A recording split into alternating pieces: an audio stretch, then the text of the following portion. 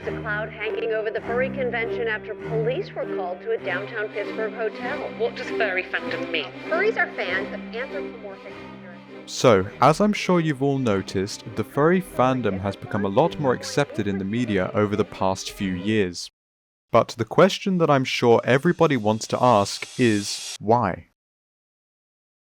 Unfortunately, in the past, there were a lot of stories in the media depicting the furry fandom as a community full of only NSFW content. Although I'm not exactly sure where this misconception came from, it could have played into the popular theory of furries being related to zoos today. What I have noticed though is that as the public opinion of furries have shifted, and the media's opinion has also shifted, these old articles or news stories are increasingly difficult to find. However, I did find a BBC article from late 2009 and an article from The Guardian in early 2016 mentioning these articles existing. So we know that they were there. At the end of the day, most people viewed the furry fandom as abnormal at the time, as they believed that most furries only wanted to go outside and dress up like a silly animal instead of seeing the other sides of the fandom, such as the incredible art.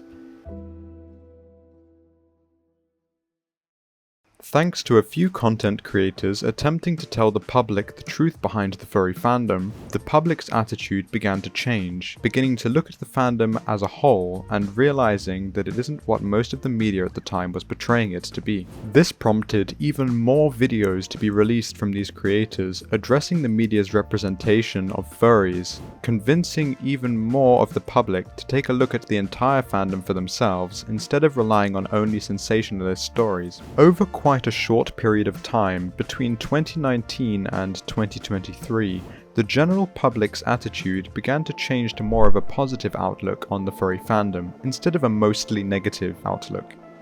Although news companies are always looking for a good story and pick up on any information that they can, even if it turns out to be a hoax, to portray the entire fandom underneath that light, many hoaxes now get proven wrong.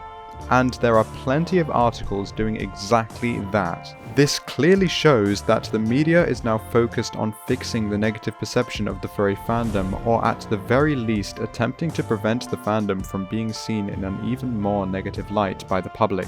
Due to how the media has now changed, the vast majority of the public still view the furry fandom as something that they have neutral feelings about, something that could be observed and accepted, but not looked much further into.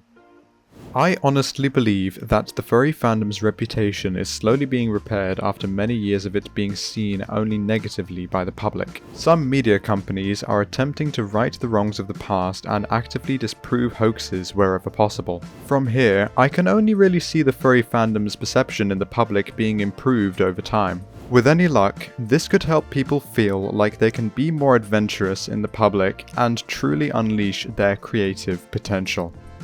And with that, I hope you all have a fantastic day.